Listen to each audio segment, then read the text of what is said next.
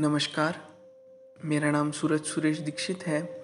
मैं आरवी निवासी राज्य महाराष्ट्र से आप सभी के समक्ष अपनी रचना को लेकर उपस्थित हुआ हूँ, जिसका शीर्षक कुछ इस प्रकार है। एक घिनौना रूप बलात्कार का ऐसा भी। यह रचना बलात्कार के ऊपर लिखी गई है, किंतु जैसा कि हम सभी जानते हैं, बलात्कार को हमारी दुनिया, हमारा समाज केवल महिलाओं से जोड़ते आई है। किंतु क्या हकीकत में बलात्कार केवल महिलाओं के साथ होता है? तो इसी पर मेरी रचना आधारित है। आरंभ करता हूँ। हवस की नई परिभाषा से रूबरू होना होगा। नया रूप बलात्कार का ना चाहते हुए भी सुनना होगा। कड़वा है सच मगर मुझे बोलना होगा। लगे समाज की जुबां पर तालों को मुझे खोलना होगा। यहाँ वक्त गुजर रहा था, जवानी आ रही थी। कहीं नए शिकार खातिर हवस जाग रही थी। बलात्कार के नाम को दुनिया लड़कियों से जान रही थी।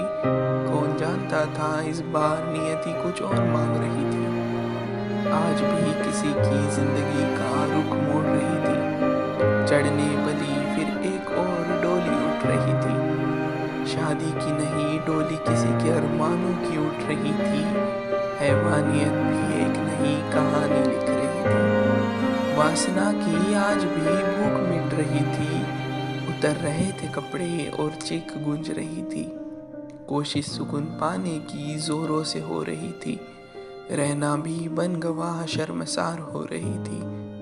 दरिंदगी की आज भी हदें सारी पार हो रही थी।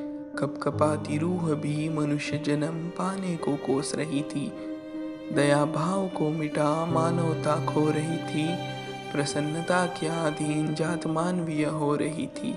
पुकार सहायता की चहुओर लग रही थी। जिंदगी और मौत से एक जान जूझ रही थी।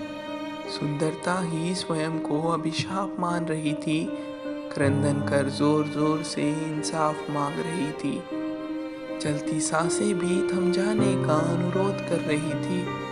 उम्मीद भी जीने की अंदर ही अंदर अपना गला घोट रही थी। हाँ, बंद चार दीवारी में आज भी एक इज्जत लुट रही थी। सिर्फ एक लड़की की जगह आज बली लड़के की चढ़ रही थी।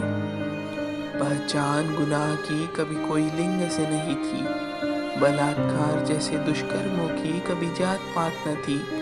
वंचित दुनिया में इससे पुरुष जात भी न रही। जुर्म सिर्फ जुर्म है, इसका विशिष्ट कोई नाम नहीं। जुर्म सिर्फ जुर्म है, इसका विशिष्ट कोई नाम नहीं। जुर्म सिर्फ जुर्म है, इसका विशिष्ट कोई नाम नहीं।